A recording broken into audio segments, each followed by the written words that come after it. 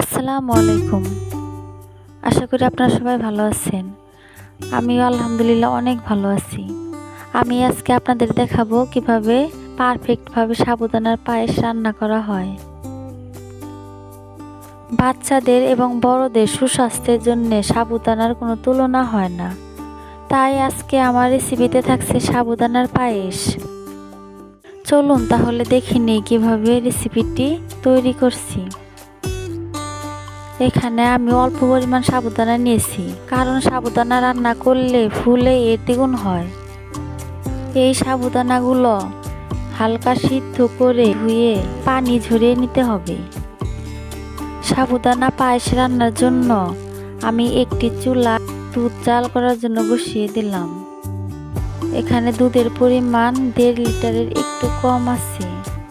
সাবুদানা পায়েসে একটু আলাদা ফ্লেভার আনার জন্য আমি এখানে দিয়ে দিচ্ছি 3টি তেজপাতা ও 2টি সাদা এলাচ।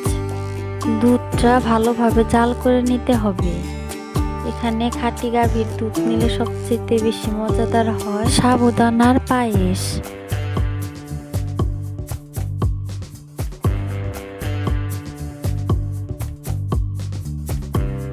এবার দুধের মধ্যে দিয়ে দিচ্ছি পরিমাণ মতো চিনি। আপনারা যে যেরকম মিষ্টি খেতে পছন্দ করেন সেই পরিমাণ চিনি এখানে অ্যাড করতে পারেন। সামান্য পরিমাণ লবণ দিয়ে দিলাম। মিষ্টি জাতীয় খাবারে লবণ না দিলে ওই মিষ্টি জাতীয় খাবার পানছে পানছে লাগে এবং খেতেও মজাদার হয় না। দুধটা অনেকক্ষণ জাল করার পর এবার আমি দিয়ে দিলাম হাফ সিদ্ধ করা সাবুদানাগুলো।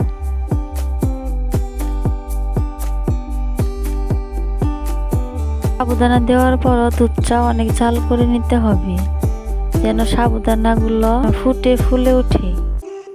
এখানে সাবুদানার পায়েস রান্না করার জন্য আমি দুধটা প্রায় 30 মিনিটের মতো জাল করে নিয়েছি। দেখেন অনেকটা ঘন হয়ে আসছে। সাবুদানাগুলো প্রায় ফুটে ফুলে উঠেছে।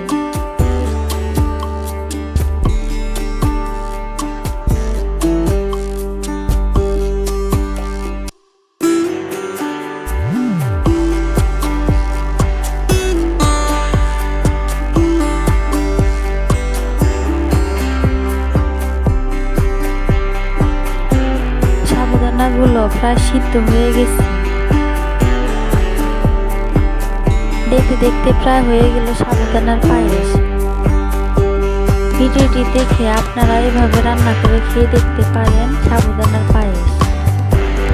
আশা করছি সবারই অনেক ভালো লাগবে। ভিডিওটি যদি কারো কোনো একটু উপকারে আসে তাহলে প্লিজ সাবস্ক্রাইব করে পাশে থাকবেন। আর যদি ভালো লেগে থাকে তাহলে অবশ্যই লাইক, শেয়ার ও কমেন্ট করতে ভুলবেন না। সবাই ভালো থাকবেন, সুস্থ থাকবেন। আল্লাহ হাফেজ।